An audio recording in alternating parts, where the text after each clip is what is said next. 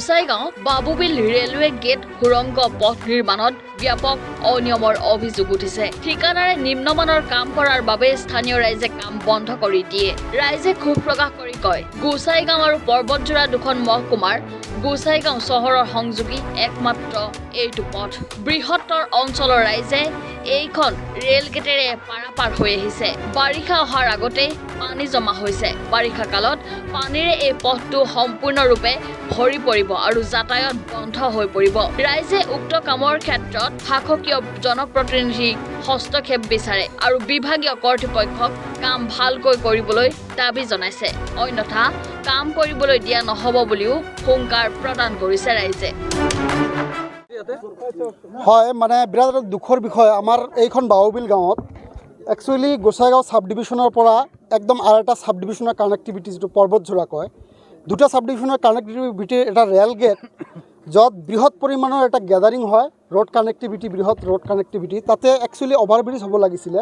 কিন্তু কিছুমান কণ্ডাক্টৰে, এজন কণ্ডাক্টৰ বিশেষকৈ মানে লোভনীয় কিছুমান প্ৰস্তাৱ, যেনেকৈ টিন শ্বীট দি ওপৰেদি চাল হ'ব, তাৰপিছত ৰোডটো অলপ ওখকৈ হ'ব, লাগিলে ৰেলটো অলপ ওখকৈ দিম, বিভিন্ন ধৰণৰ প্ৰলোভনেৰে আমাৰ এই কামটো ষ্টাৰ্ট কৰে। তাৰপিছত আমি লাহে লাহে লক্ষ্য কৰিছোঁ যে কামটো একেবাৰে মানে বৃহৎ এটা নৰ্দমা আছিল ইয়াতে। এই নৰ্দমাৰ একদম ক'বলৈ গ'লে তলত, একদম তলত, য'ত আমি গোটেই বছৰৰ প্ৰায় 6 মাহমান পানীয়ে পাই থাকিছিলোঁ আগতে, কিন্তু এই নৰ্দমাতে ইহঁতে ৰাস্তাটো কৰিছে আৰু বৰ্তমানে এই সময়তে বৰষাকাল নাই অহাতেই অলৰেডি পানীৰে ভৰপূৰ হৈ আছে। আৰু ইহঁতে যিটো ঢালাই কৰিছে একদম কেমিকেল নাই, কোনো কেমিকেল নোহোৱাকৈ একদম কম দামী চিমেণ্টেৰে আৰু মাটিৰে, বালু নহয়, মাটিৰে চেণ্ড গ্ৰেভেলৰ ওপৰত ঢালাই কৰিছে, কোনো মেডেলিং নোহোৱাকৈ। আৰু বেছিভাগ কামেই ইহঁতে ৰাতিৰ ভাগত কৰিছে, যাতে ৰাইজে গম নোপোৱাকৈ কামখিনি হয়।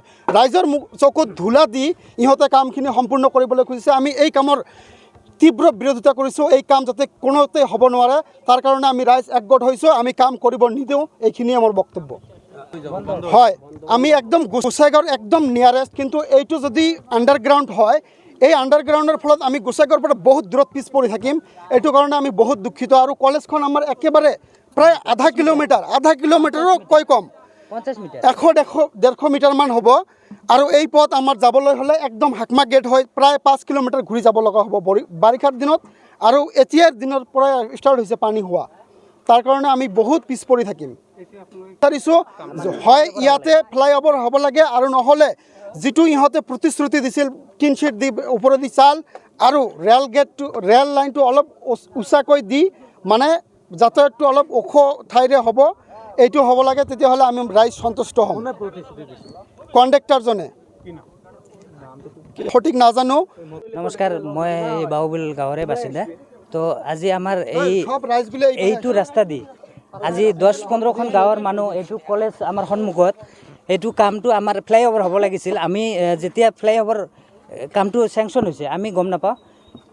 কেতিয়াবা মানুহ আহিছিল চেণ্ট্ৰেলৰ পৰা যে ইয়াত আণ্ডাৰগ্ৰাউণ্ড হ'ব নে ফ্লাইঅভাৰ লাগে, তো আমি গম নাপাওঁ।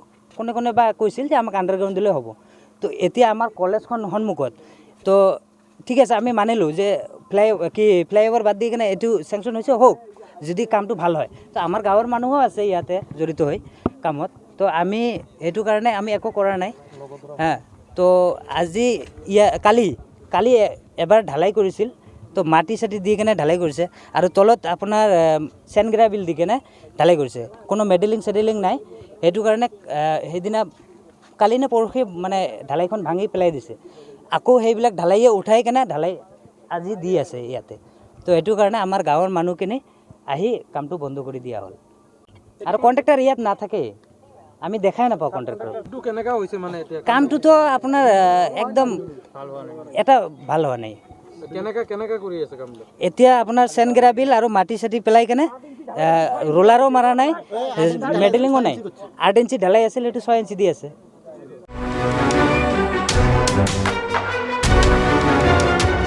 গোসাইগাঁৱৰ পৰা ছফিউৰ ৰহমানৰ ৰিপৰ্ট, এনি ভাৰত 24।